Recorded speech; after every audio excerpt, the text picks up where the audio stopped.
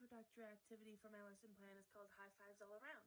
So the students will walk into the gym and they basically give each other high fives. They can either give each other regular high fives, they can give each other low high fives, they can give behind the back high fives, they could give high twos, whatever it is, as long as it is a normal high five, no excessive hitting, right? Just normal high fives. And they try and get as many people to high five them as possible. For my fitness activity, it would be called hop, skip, and jump. And at this point in my lesson, I will have already taught it to them. It would be like a repeat activity. So I would properly remind students how we would hop, how we would skip, and how we would jump. So first, the students will line up along the bleachers. And then I will go, okay, let's go, ready, hop, skip, and jump.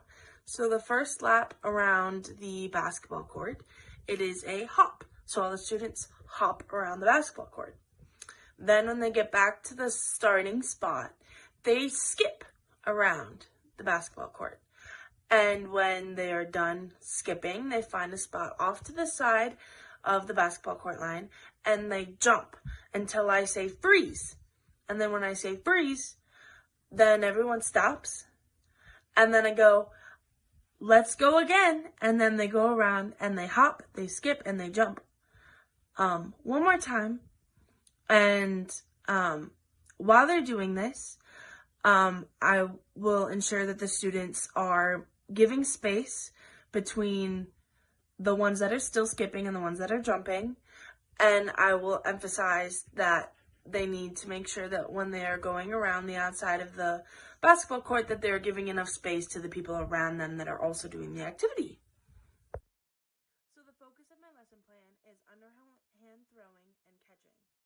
So I will instruct the students how to properly throw the ball, which is face your target, swing your arm back, step with your opposite foot as you move your throwing arm forward, and release the ball between your knees and your waist, and then follow through. And then catching, which I will instruct how to properly catch, which is reach, grab, and give. So you reach with your arms up, then you grab the ball, and then you give by bringing it back into your body with your knees slightly bent.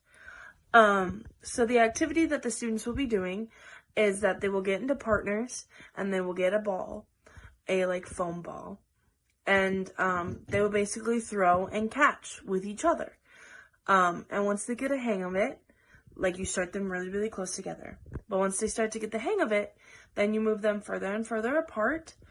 And something to watch out here for and give a cue for is that underhand throwing should be done with a very easy toss. It should not be an aggressive thing at all.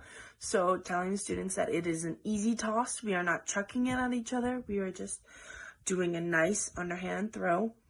And that they should try to do the best of their ability to throw only to their partner and not to anyone else, not to anything else, just to their partner. They are arranged in the gymnasium in just pairs around the gym. And the teacher just walks around and makes sure that the students are understanding and getting the hang of it and adjusting students if need be. So for the game part of my lesson, it's called O-Buckets. So basically the students, the pairs of students will have a bag of balls and they will have a bucket in the middle of them, in between them. And the goal of the game is to get as many balls as you can into the bucket with your partner. So, they will underhand toss the balls into the buckets to see how many they can get in.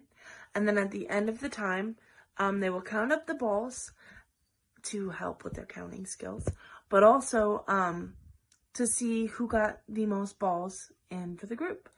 And then after the time is done and the game is done, then they put all the balls back in the bags and they put the buckets up in the front and then they line up and that's the game. For the closure, I would ask them two questions after they're lined up at the door. I would ask them first, when we underhand toss, what foot do we step with? And then the correct answer is the opposite foot that you're throwing with.